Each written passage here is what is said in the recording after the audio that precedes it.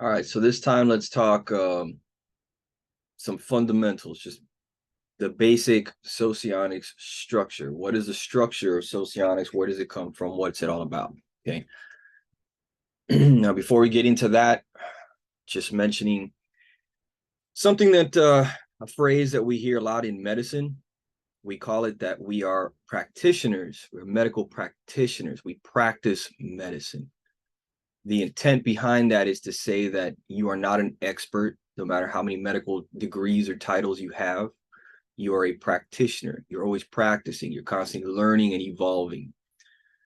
This is something we should apply to typology. You are not an expert in typology. You're not an expert socionist, MBTI, OPS, whatever you do. You are a practitioner. You're practicing. Okay. You're always evolving. You're always learning. You're always modifying your understanding of typology. Right.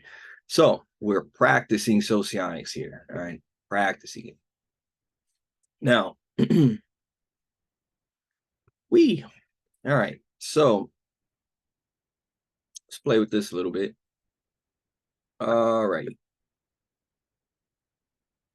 So many people are kind of familiar with this already. I'm gonna go ahead and use sociotype. I think this is kind of good enough, gets the point. For those who are a little new to socionics or, still trying to understand it all, this is the structure. This is the model in which it's used. It's called Model A. What you see here, Model A. Model A, named after its creator, Augusta, you know what, whatever. She's Lithuanian, tough name, doesn't matter. She's the one who kind of gets credit for creating this particular model.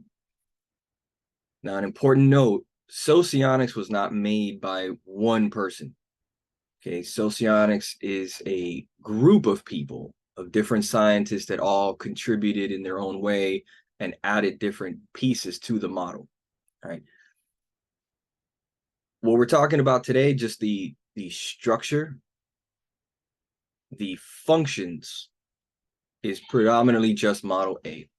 So here, to the left, what you're seeing here, this is it. This is the stripped down basic model that we're dealing with. All right, and you see it nice and numbered. 1, 2, notice how the numbers change. 1, 2, 3, 4. Looks like a U going from left to right, comes back around, and then all of a sudden drops down and goes 5, 6, 7, and 8. Another U, but going in the opposite direction. Okay, so these are referred to as functions. Okay, it's a position, it's a slot. Now, within these slots, you put in the information elements. The elements being SE, NI, FE, FI, TE, TI, etc. Those we call elements in socionics. Functions are the position here, the structural position that the elements are put into. Okay. So at the top, at 1 and 2, this top area, these top two right here, working together, we call it the ego block. Socionics does something that they call blocks or blocking.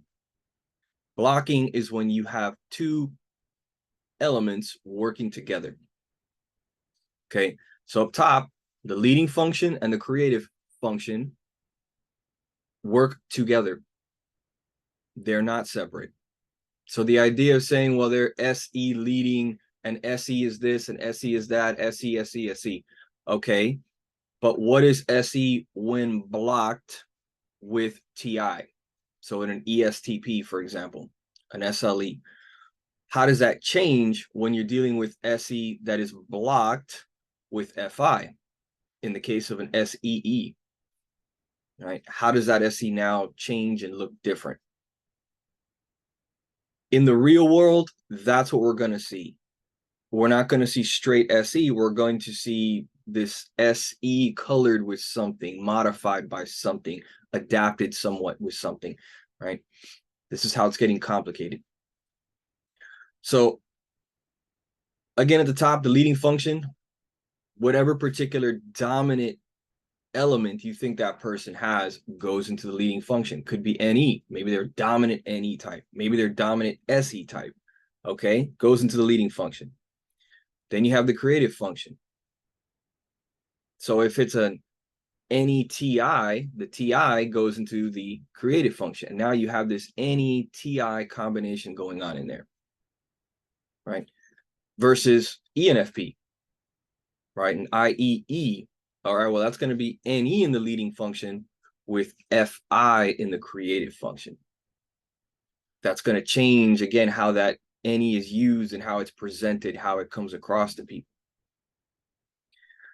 So sticking with just these top two, right, just for now, the 1 and 2 positions, we come down here to this little graph and what it says, sort of help us out a little bit here. So in block 1, okay, this top block, these two, it's the most confident, used in most areas regardless of relevance, prone to overuse, source of purpose, and indifferent to praise. Okay, so again, these two things, you're going to use it a lot. You're very good at it. Because you're good at it, you don't really care to get a whole lot of praise about it. You know you're good at it. You're like, yeah, whatever. I'm not insecure about this at all. I'm quite fine. I know that if I can make mistakes, whatever, I can fix it and just keep on going. They will use this a lot. It'll be the thing that stands out the most, right? Dominant function, as we'd say in an MBTI world, okay, or just the leading function combined with the creative. Now, here, leading function 1, source of confidence, how someone lives their life, most comfortable state of mind, personal motivation in life. A whole lot of other things that kind of say it's going to be obvious. You're going to see that their whole world seems to kind of revolve around the leading function. That's what they're trying to do. Now, the number 2 position, the creative function, is used to interact with others, feels needed when used to help solve others' problems. Overuse by others can cause irritation. Okay, interesting. So creative over here is helping out this leading function. That's its main purpose. It's not the driving force. It's not what you care about the most. It's not, it's just there to help support whatever the leading function wants to do. Okay, so you could have someone that's, let's say, okay, ENTJ, TE is what they're really about. It's the knowledge, the understanding, being efficient, practical, making things work. That's what they care about. The NI is only utilized to support that. The NI is only utilized to say what will work. What has a good chance of working? Where is it going to go? Is it going to work today? Is it going to continue to work long term? That's it. But the NI itself is not what's really the focus. It's not really that valued. It's only valued insofar as it's able to support what the TE wants to do. Right? Same goes for everything else. SETI, okay? The TI is only there to logically structure things and make things work that supports what SE wants to do. That's it. So this is also referred to as very flexible. Creative position is a flexible position. It'll just kind of yield and do whatever the leading function wants to do. Okay, so got that part. So up here, again, these two, they're strong, they're valued, as it says here, valued. So you do care about them. They're mental, whatever. Accepting and producing, important topic here. The leading function, accepting, this is what you want. This piece here, the creative function, is meant to just produce something that'll now be accepted over here by the leading function. All right, it's a supporting thing. It's another way to describe it. This is only here to kind of support this. Produce something that's going to support what this wants to do. Okay, very strong stuff. Now, sticking to this top piece, okay, I guess we'll just go with it that way. We'll drop down to this next row down here. The vulnerable function and the role function. This would be considered the super ego. Now down here, this is what you're bad at. So if up here, 1 and 2 position is what you're really good at, the 4 and the 3 positions are what you're really bad at. You don't want them, okay? So down here, notice weak, it's weak. They're unvalued and they're unvalued. You don't like these things. You don't want to do these things. You don't care about these things. Doesn't mean you're not aware of them. You might be aware that you suck at them. You might be aware that they're a thing out there in the world, that it has its place in the world. Other people do it. Other people value it. Other people are good at it. But ultimately, you personally are like, I just don't care. Whatever. I know it has its uses, and I just can't really bring myself to bother to put much energy into this. I don't care. Okay. So, boy, this font down here sucks, huh? All right.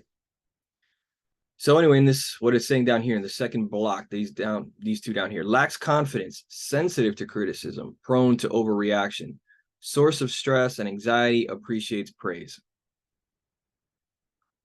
I think there's a little bit of dispute on that and how much you really care about the criticism. Prone to overreaction and stress. Makes a lot of sense, right? You know you suck at these things. You know you're required to do these things because life tells us we got to do it. So you're just dreading it, like, man, I know I got to do this SI and shit I don't want to do, and God, or these other things that oh, I got to deal with all this FE stuff, and I hate having to socialize with people and try to be nice with everybody and worry about my public image. I don't want to deal with that. Oh, God, right? But you realize it has to be done. There are some instances in life where it has to be done.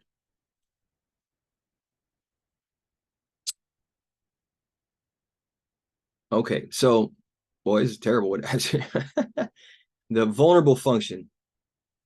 Usage causes extreme irritation. Avoid it as much as possible. Has to be developed by personal experience, often ignored. Pretty straightforward. Vulnerable function, it's the worst function. Now, vulnerable, by the way, is also referred to as the polar function. You'll hear it called that a lot. In fact, most of the time people will call it polar. Polar, P-O-L-R, stands for point of least resistance. Okay, so the polar function or the vulnerable function, it's the one you suck the most at. You're terrible.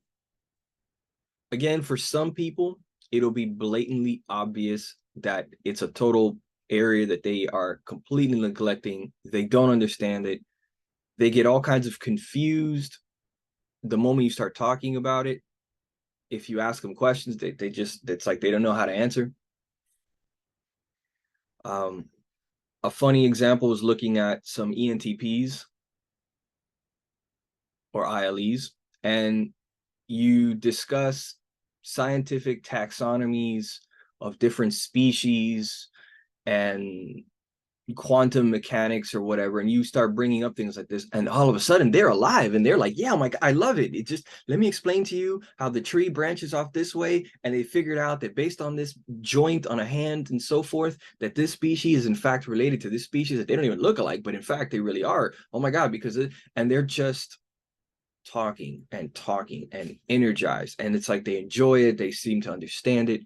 All of a sudden you ask that ILE, you say, who do you like do your friend, like, how do you feel about your friend Paul? What do you think about Paul? What do you think about some of your classmates? How do you feel about them? And all of a sudden, that same person who was so verbose, who had so much to say, they clam up. They just go, um,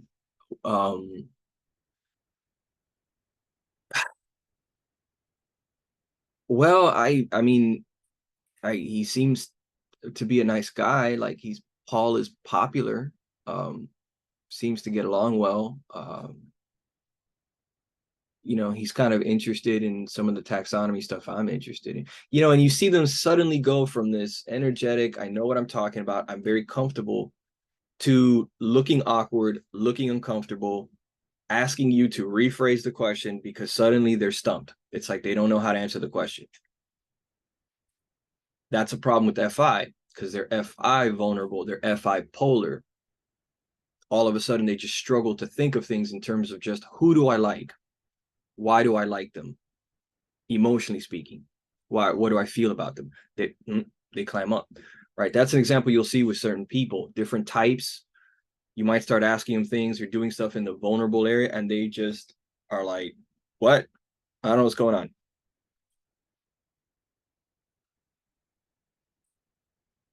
So this is a really, really important one in socionics, the vulnerable function, the polar function, because it's one of the common ways in which people are identified.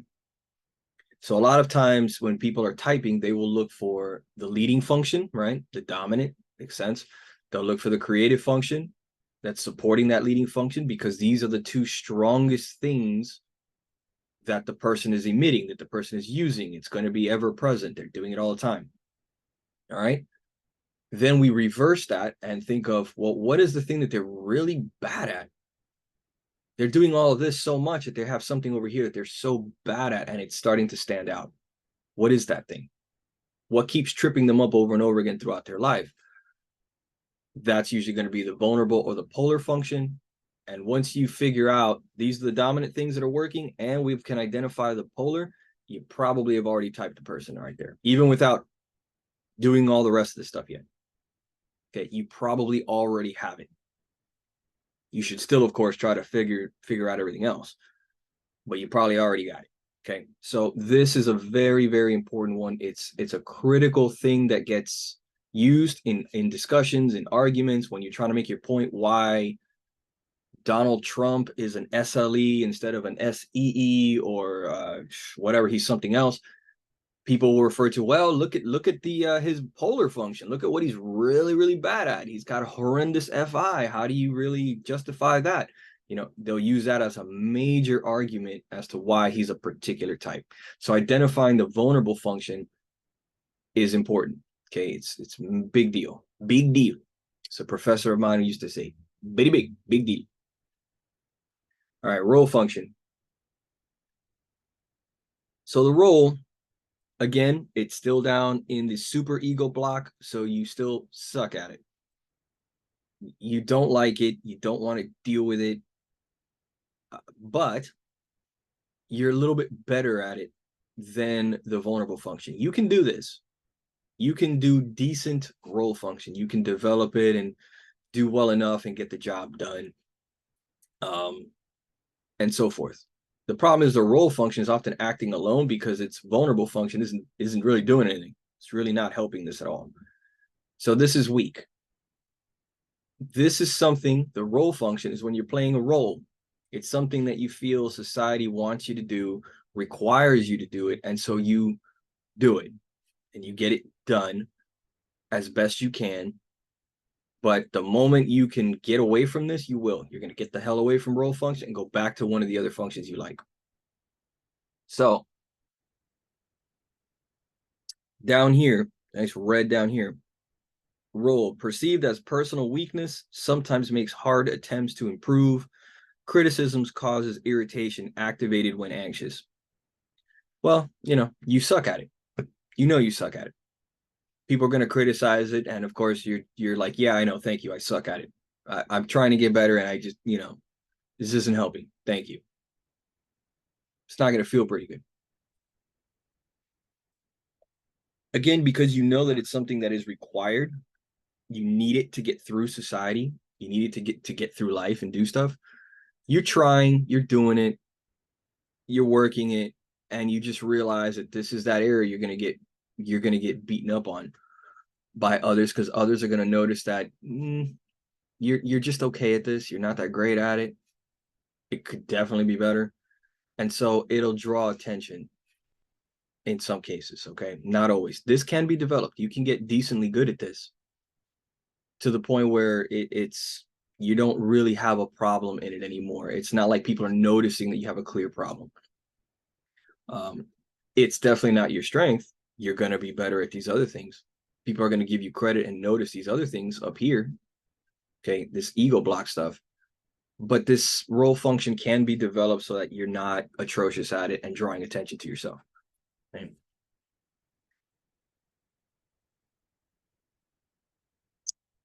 What else do they have over here? What is this? Oh, here in the corner on the right. All right, here in this gray space. So down here, this superego saying it's tend to oversimplify data, do not usually generate conclusions on their own, and depend on help from the outside sources. Bottom line is it's an area you know you're not good at, you're not comfortable in it, you don't want to draw conclusions on your own. You want help on this area. You're glad that other people can do this stuff for you. Other people can take over these responsibilities so you don't have to. Or people can give you good guidance on what to do in these particular areas because you know you're not good at it. This is different from, again, the ego block with the leading and creative functions, where you're very strong, you're very comfortable, and you're very confident. That's a big piece. You're confident in this area. You don't feel like you need anyone's real help or anyone's input. You feel like you have no problem just going at it alone when it comes to the leading and creative functions.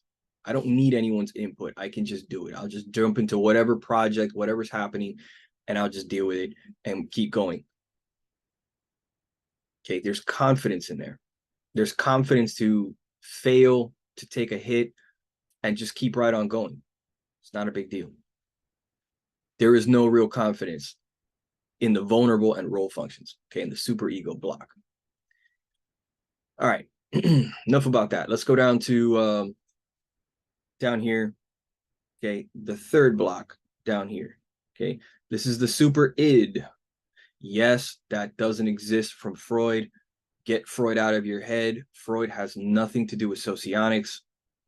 I rue the day that they actually came up with all this super ego. They use Freudian terms for some damn reason, and it drives people crazy. Ignore it. Try your best. Ignore it. Forget Freud. It has nothing to do with any of this. Okay. But this is just what it's called. Sorry, it's just called that. So it's the super id, this third block down here. So down here, we get the mobilizing function in the number 6 position. And we have the number 5 position. We have the suggestive function. From MBTI people, this would be your third. The mobilizing function is the third function. And suggestive function would be your 4th function, your inferior.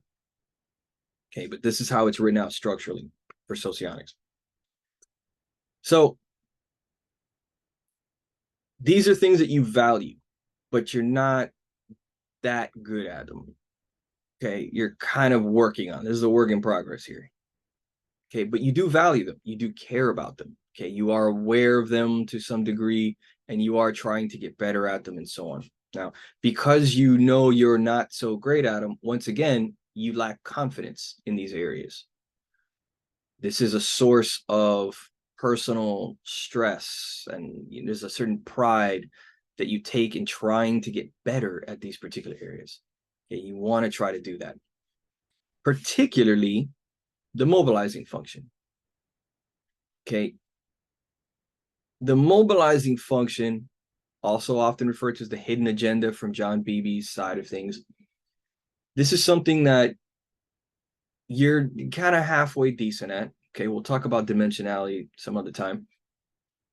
You're not that terrible at it, but you're not that great at it either. And you want to be better at it. You understand the value of it. You want to be better at it. You think it's going to make your life better. It's going to do good things for you. So you want to do it. All right. And you're trying to be better. But it's an area you know you're not great at. Your confidence is shaky in this area. So when you fail at the mobilizing function, it kind of hurts. It kind of stings. You're not able to shake it off quite as easily as the leading function, for example. Leading function, you do something, it didn't work out right, but it's okay. You're confident, you're like, it's fine. I'll improve next time, no problem. I'll fix it.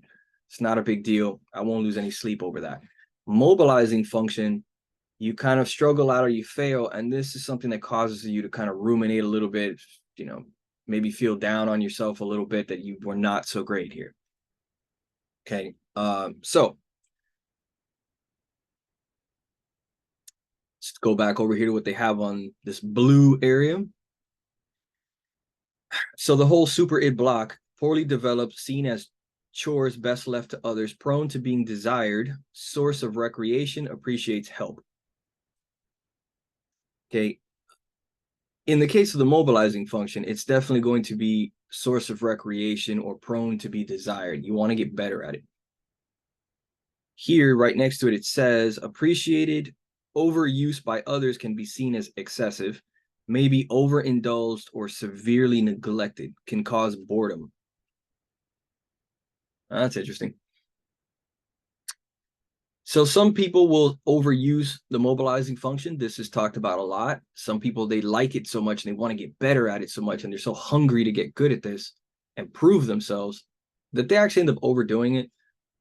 And many other people can look at you and kind of go, you're not really this thing. You're really overdoing it. You're leaning in way too hard, trying too hard to do this. And it's really not your thing. And we know that. We know it's stop, like just stop pretending. Can happen a lot. Okay, so that's something that gets talked about. Or severely neglected. I suppose in some cases, yeah, it can be neglected. Some people just don't ever really get around to it. So let's move from the mobilize. So the suggestive function. Okay, this is the kind of the inferior in MBTI. This one you're very bad at. You're very, very weak at it. You definitely know it. And because you're so weak at it, you prefer to probably just let someone else do it for you, or someone else to sort of hold your hand, so to speak, at doing this. This is often called the seeking function as well. Like you're seeking this out in the world. You're looking for ways of improving this. You're looking for others who can do this for you. You're looking for other people who are good at this. You're looking to satisfy this in some way. And you're just realizing that it's something kind of always out of your reach because you're just not good at it. You're just struggling to do it. So down here, it says entertaining, soothing, energizing leads to self-actualization. Deficiency causes attempts to self-supply. Okay, that's a little funny. I think I can understand this. Entertaining and soothing. I sometimes look at this almost as like whatever your leading function is, it's opposite, right? The axis of it is going to be down here in the suggestive. So if you're TE leading, then you're FI suggestive. So the TE stuff, you're like, yeah, whatever, I'm confident. I'll do that all the time. Big deal. But what you're looking for and trying to satisfy, it's causing you stress. It's causing you to really fix this piece in your life would be the FI stuff, the relationships, forming more intimate relationships. That's what you're seeking. That's what you're trying to do. So you're going to really entertain that a lot. You're going to think about that a lot. You're going to enjoy other people who can do this, provide this, talk about this, make this work for you. And when it starts to work out or you feel like it's working out, that's going to be, of course, rather soothing and satisfying to do it. Now, of course, this could take a long time for someone to figure out what they need to do to get better at the suggestive function. Find the right connections with people who are going to be able to do this. Like who knows how long it could take you to get there. But this is what you're after a lot. And you're probably going to be, I think, in my opinion, you're going to be aware of it. You might not be aware that what you're thinking about is this particular element and that's a suggestive function, but it's something that you're aware of the fact that you value this particular thing and it's something that causes you trouble when you're trying to sort of fix this hole in your life. It's something it's on your mind, put it that way. So over here in the gray area, it says that you tend to oversimplify data, do not usually generate conclusions on their own and depend on the outside. Okay, same thing as the other thing. So in other words, it's weak. You require help from others generally to help with this super id block down here, the mobilizing function, suggestive function. it's not strong. But there is a difference in the sense that the mobilizing function, you want to actually try to improve on your own. You're making a real effort to get better there. And you're going to be very proud of yourself that you're improving in those areas. You're even going to want to show it off. Tell mommy, look what I did. Put it on the fridge. Okay? The suggestive function is so weak that a lot of times, yeah, you might be trying to get better at it. You might be trying to do certain things, but you're almost just glad to hand that off to somebody else. You're like, I really am having a hard time producing that at all. I really would be just better off finding somebody who's good at this, who can teach me or just guide me or be my romantic partner or something like that, that is good in that area, and they can just continuously counsel me and school me on this stuff. Right? So there is a big difference there. Even though they're bad, mobilizing, you're not horrible at it. You have room for growth and improvement, and you're going to want to do that. The suggestive function, you're pretty just bad. Like, there's good luck.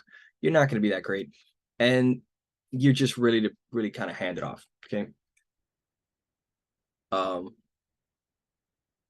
Can you learn? Yes, you can learn. You can make improvements, but you're ultimately never going to be that good at it. It just doesn't matter how much practice you do. You're never going to be that great in these areas, right? But you can make small improvements, okay, over time. All right, and down to the bottom. So ignoring function and the demonstrative function, this block, these two down here, are known as the id block. So down here, these two are strong functions. You're good at these things. Just as good, in fact, as the leading function and the creative function. You're really good. Okay. You're either just as good or damn near as good. Okay. But they're not a source of weakness. You're good in these areas. All right. Now, the ignoring function. Okay. The difference is that they're unvalued, by the way. You're very good at them, but they're unvalued. The leading and creative, you value them. Those are your priorities. That's what you want to focus on. The ignoring and demonstrative, you just don't want to focus on it. You're good at it. You can see it. You can do it. But this is not your focus. You want to just kind of like push it out of the way as soon as you can. All right. Ignoring, just as name implies, you're ignoring it. Why? Because you value the leading function more. The leading function, the ignoring function are going to oppose each other. So if you're NE leading, you're going to be NI ignoring. Well, why? Because if you're NE, you're interested in all these possibilities, these different concepts that you can play with and do. And what you don't want is to narrow it down. You don't want to just focus on one thing and stay on that one thing. That's not interesting to you. That's boring to you. You don't want to do that. You want to focus on all the different ideas and possibilities and see all the different routes you could take, not just narrow it down to one. So you're good at all of the intuitive abstracting stuff, but you're ignoring one in favor of the other. Okay, you're good at all the abstracting, but you're ignoring one in order to favor the other one.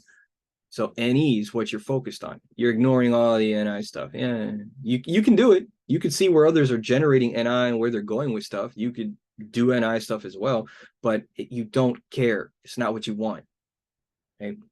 Same goes for everything else. If you're a TE dominant, you're good at the TE things, but you're also pretty good at TI stuff. You just don't care about TI stuff. You're just like, no, I don't want to forget about all that underlying structure stuff. No, I'm more interested in just what works and how does it work, and that's it. Okay. You're ignoring. Okay, so very important. You're very good at it. Demonstrative function. This is another really important one in my view, because it pops up a lot.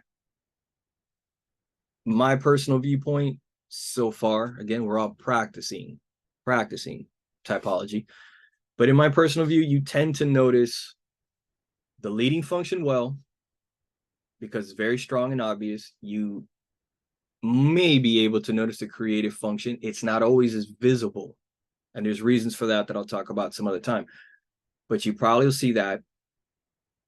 And then what also pops up a lot is the demonstrative function. Now, why? The demonstrative function is very strong. It is just as strong as the leading function. So it pops up a lot, but it's unvalued. Now, because it is so strong and it's right there neck and neck with the leading function, how strong it is, you're gonna see it. It should be visible. It should be able, it's gotta have it. So when you're interviewing, typing somebody, observing somebody, whatever, you should be able to spot leading function. You should be able to spot the creative function, maybe. Again, it's probably flexible, but you should definitely see the demonstrative function. You've got to be able to spot it. Now you're just trying to figure out, wait, which one is the valued one? Which one is the unvalued one? The valued one, the one they really care about and are prioritizing, that's the leading function. The one is strong, but it's not really valued. It's just in the background. They're just, they're treating it like it's trivial. That should be the demonstrative function. Very important thing to spot. So you should be spotting leading function, creative function, demonstrative function, and then possibly after all that, the vulnerable function. What are they really bad at? What is coming at the cost of all these other things they're good at? So demonstrative function, really good, not valued. All right, what did they write down here in the id block? Well, down here it says well-developed, seen as boring and meaningless, prone to being ignored, source of skill growth, indifferent to help. Again, you're very good at it. You're comfortable. You're strong. You don't feel like you need help. You can do this. It's no big deal. You're not really bothered by making mistakes in this area either because you're confident. You're strong. Like, okay, yeah, I messed up. That's fine. I'll fix it later. No big deal. You just don't value these things. You don't care. Other people can be doing these things, these functions. They're talking about it and so on. And you can keep up in the conversation. You can do what they're doing and so on. But ultimately, you don't really care about that conversation. You're just like, yeah, man, I know what you guys are doing. I just, whatever. Right? Not important. So what did they write? So for the ignoring, they're saying constantly annoying. Mostly used in private, can be summoned when needed, causes boredom, avoidance makes it appear weak. Yeah, again, you're bored. You're ignoring it. You don't want to have this conversation. You don't want to talk about this thing down here. If you're NE leading, you don't want to talk about NI stuff. You're like, yeah, whatever. But this is kind of annoying the crap out of me. We're talking about this because it's blocking me from doing what I really want to do, which is NE stuff. You're just in the way with this. Let's move on from this topic. I don't want to do it. It's boring. Okay, so only used when necessary. Okay, on the demonstrative, used often in private, often made fun of, important to worldview, perceived as obvious information. That's a good piece right there. Perceived as obvious information. That's a very common way that you'll spot it with people. They'll often discuss these things as being obvious. They're like, yeah, don't everybody knows that. Don't we all know that? Like, who cares? Big deal. And they're showing a certain disrespect for that element. Like it's easy, it's boring, who cares? They're trivializing it. And they might be talking in such a way as to think that everyone can see it, that everyone can do it. So what? In truth, maybe it's not everybody can see that. Not everybody knows that. It wasn't obvious for everybody, but you thought it was obvious. Yeah, of course. Now, people won't always say it in those exact words, but it's their behavior, their treatment, their general attitude towards that particular element, that particular thing that's going on there. They're just like, yeah, I got it. We all got it. We get it. Move on. Who cares? Right. That's kind of the general attitude that they'll have about it. That dismissive tone to it. It's a demonstrative function. Okay. You may also see it with certain people where they talk about it. They just bring it up for background, for context. Yeah, this is what's going on. Is because of this. Yeah, and whatever. Okay. Anyway, moving on. So it's and you see this sort of tone of they just kind of want to trivialize it and just say enough to get the context needed, whatever, and just keep on going. Assuming that other people know what's happening. Right? So That's a demonstrative function. Okay, so overall, this is, again, in summary, this is model A. This is the structure. This is where all the elements go into. When you're looking at somebody or typing, you're trying to see, okay, where is that SE, that NI, that TE? Where is it going into the model, into the structure? Where am I slotting them into? Okay. People have different ways of spotting which one goes where, but the universal things that always work is you should be spotting the ego block, okay, which is the leading and the creative function. That's what they're ultimately great at. That's what's always popping up, and they're trying to enforce it, and they're trying to use it, and they're trying to do it. They're throwing it around everywhere. It's kind of like the archetype of the person you're looking at. This is what they're doing all the time. This is what they're about. That's the ego block. That's what you should be trying to look for. And then as a sort of a check, what's their vulnerable? What's the polar? What are they really bad at? What are they tripping up over all the time because they're spending so much time doing all this leading and creative stuff? Okay, you're looking for that polar vulnerable function, the super ego block. And demonstrative should be popping up a lot in the background.